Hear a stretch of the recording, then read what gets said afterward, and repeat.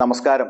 Supreme കോടതി നിർദ്ദേശം മറികടന്ന് തെരഞ്ഞെടുപ്പ് കമ്മീഷനിൽ ചൊൽപ്പൊടിക്കൊത്തു പ്രവർത്തിക്കുന്നവരെ കുടിയിരുത്തിയ കേന്ദ്ര ഗവൺമെന്റിന്റെ നടപടി ചോദ്യം ചെയ്ത് സമർപ്പിച്ച ഹർജിയിൽ വാദം കേൾക്കുന്നതിൽ നിന്നും സുപ്രീം കോടതി ചീഫ് ജസ്റ്റിസ് കൂടിയായ സഞ്ജീവ് ഖന്ന പിന്മാറി. മുഖ്യ തെരഞ്ഞെടുപ്പ് കമ്മീഷണറെയും തെരഞ്ഞെടുപ്പ് കമ്മീഷണർമാരെയും നിയമിക്കാനുള്ള പാനലിൽ നിന്ന് ചീഫ് ജസ്റ്റിസിനെ ഒഴിവാക്കിയ നിയമത്തിന്റെ സാധുത ചോദ്യം ചെയ്യുന്ന ഹർജികളിൽ വാദം കേൾക്കുന്നതിൽ നിന്നാണ് ചീഫ് ജസ്റ്റിസ് സഞ്ജീവ് ഖന്ന പിന്മാറിയത്.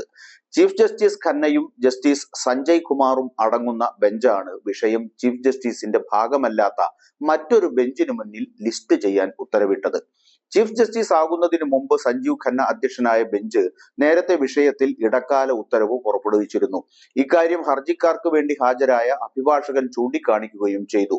മുഖ്യ തെരഞ്ഞെടുപ്പ് കമ്മീഷണറെയും മറ്റു തെരഞ്ഞെടുപ്പ് കമ്മീഷണർമാരെയും നിയമിക്കുന്നതിനുള്ള പാനലിൽ നിന്ന് ചീഫ് ജസ്റ്റിസിനെ ഒഴിവാക്കിക്കൊണ്ടുള്ള ബില്ല് 2023 ഡിസംബറിലാണ് കേന്ദ്രം പാസാക്കിയത്.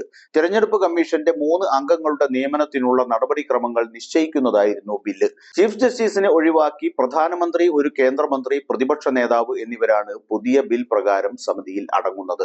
നരേന്ദ്രമോദിയും അമിത്ഷായും അധീർ രഞ്ജൻ ചൗധരിയുമാണ് തെരഞ്ഞെടുപ്പ് കമ്മീഷണർമാരെ നിശ്ചയിച്ച സമിതിയിൽ ഉണ്ടായിരുന്നത്.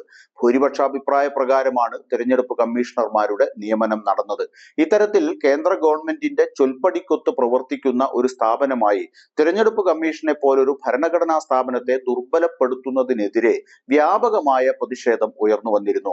പ്രധാനമന്ത്രി, പ്രതിപക്ഷ നേതാവ്, ചീഫ് ജസ്റ്റിസ് എന്നിവരടങ്ങുന്ന സമിതി തെരഞ്ഞെടുപ്പ് കമ്മീഷനെ തിരഞ്ഞെടുക്കണമെന്ന സുപ്രീം കോടതിയുടെ നിർദ്ദേശത്തിന് വിരുദ്ധമായാണ് കേന്ദ്രം ബില്ല് പാസാക്കിയത്. ഇതിനെതിരെയുള്ള ഹർജിയാണ് കോടതിക്ക് മുമ്പാകെയുള്ളത്.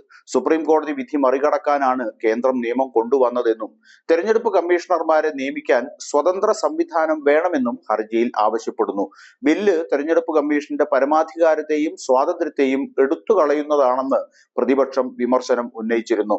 തെരഞ്ഞെടുപ്പ് കമ്മീഷന്റെ നിഷ്പക്ഷതയെയും സുതാര്യതയെയും സ്വാതന്ത്ര്യത്തെയും ഹനിക്കുന്ന നടപടിയാണ് കേന്ദ്ര സർക്കാരിന്റെ ഭാഗത്തു നിന്നുണ്ടായത് എന്നതുകൊണ്ട് തന്നെ രാജ്യത്തെ ജനാധിപത്യ വ്യവസ്ഥിതിയുടെ ആണിക്കല്ലായ തെരഞ്ഞെടുപ്പ് പ്രക്രിയ പോലും സംശയത്തിന്റെ നിഴലിലാവുന്ന അവസ്ഥയിലൂടെയാണ് കടന്നുപോകുന്നത്.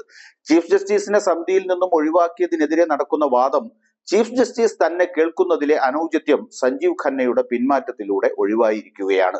ഇതൊന്നും മോദിയെയും കൂട്ടരെയും ബാധിക്കുന്ന ഒന്നല്ല എന്ന കാര്യമാണ് രസകരം. തങ്ങൾക്ക് ഇഷ്ടപ്പെട്ടവരെ കുടിയിരുത്തി തിരഞ്ഞെടുപ്പ് നടത്തി അധികാരത്തിൽ തിരിച്ചെത്തി 5 കൊല്ലം കൂടി സുരക്ഷിതമാക്കിയ അവർക്ക് കോടതിയിൽ ആര് വാദം കേട്ടാലെന്ത്, ഇല്ലെങ്കിലെന്ത്, എന്ത് തരം വിധി പുറപ്പെടുവിച്ചാലെന്ത്, ഇല്ലെങ്കിലെന്ത്.